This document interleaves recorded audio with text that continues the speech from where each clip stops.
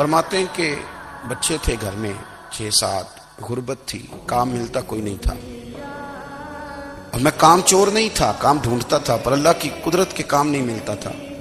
فرماتے ہیں کہ میں نے ایک دن اپنی اہلیہ سے کہا کہ آج میں پھر جاتا ہوں کام ڈھونڈنے، تو میری بیوی بڑی فرما بردار تھی، پر اس دن نہ غربت کے ہاتھوں تنگ آ کے کہنے لگی آج نہ کچھ لے کے آیا تو میں بچے لے کے چلی جاؤں گی۔ شیخ فرماتے ہیں کہ میں بڑا پریشان گھر سے نکلا، پر میں نے صبح سے لے کے زور تک کام ڈھونڈا، کام ملا کوئی نہیں۔ تو میرے دل میں خیال آیا چلو کام نہیں ملتا تو اللہ تو کرے نا، چلو بندوں کی مزدوری نہیں ملتی تو رب کریم کی عبادت ہی کرتے ہیں۔ فرماتے ہیں کہ میں نے فرات کے پانی سے وضو کیا، نہر کے، شدید دھوپ تھی، ساتھ ریت تھی اور ریت تپ رہی تھی، میں نے اپنا رومال وہیں مصلی کے طور پر بچھا لیا، اور فرماتے ہیں کہ زور سے لے کر عصر تک نماز پڑھی، دھوپ بھی پورے زور پہ، پر میرے سجدے کا ذوق بھی پورے زور پہ، میں سجدہ کروں تو پھر میرا اٹھانے کو جی نہ چاہے۔ فرماتے ہیں کہ عصر تک میں نے نفل پڑھے اور میں وہاں سے چلا۔ اب میں جب نکلنے لگا تو دل میں خیال آیا کہ چھوٹی چھوٹی دیواریں ہیں گھر کی، بغیر کچھ لیے جاؤں گا تو بیوی دور سے دیکھے گی تو شور کرے گی کہ پھر خالی ہاتھ آ گیا ہے۔ کہتے میں نے اپنے اسی رومال میں جس پہ میں نے نماز پڑھی تھی رومال میں، کہتے ہیں اسی میں میں نے کچھ ریت بھر لی کہ وہ دور سے دیکھے گی تو سمجھے گی کچھ لے کے آیا ہے، چلو جا کے اسے بتا دوں گا کہ آج پھر مزدوری نہیں ملی۔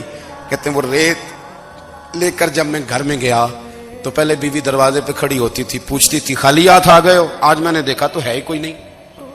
فرماتے ہیں میں اندر داخل ہوا، سلام لیے، کونے میں نے وہ رومال رکھ دیا اور میں نے آواز دی کہ بھلی مانس کہاں ہو؟ تو وہ کہنے لگی آپ منہ ہاتھ دھو لیں، میں روٹی لے کے آئی۔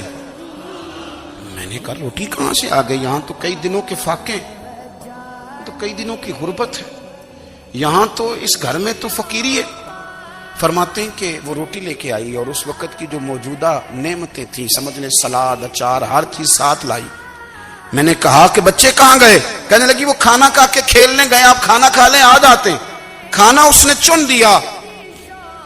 میں نے حیرت انگیز لہجے میں ساری نعمتیں اپنے دسترخوان پہ دیکھ کر کے بیوی سے پوچھا یہ کہاں سے آیا کھانا؟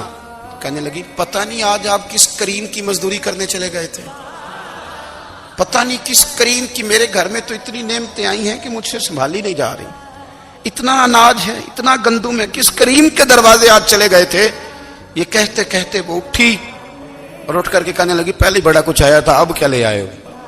اور جا کر کے اس نے وہ ریت والا رومال کھولا، کہنے لگے میں تو لے کے آیا تھا ریت، تو میرے رب نے اسے بھی سونے اور ہیرے بنا دیا تھا۔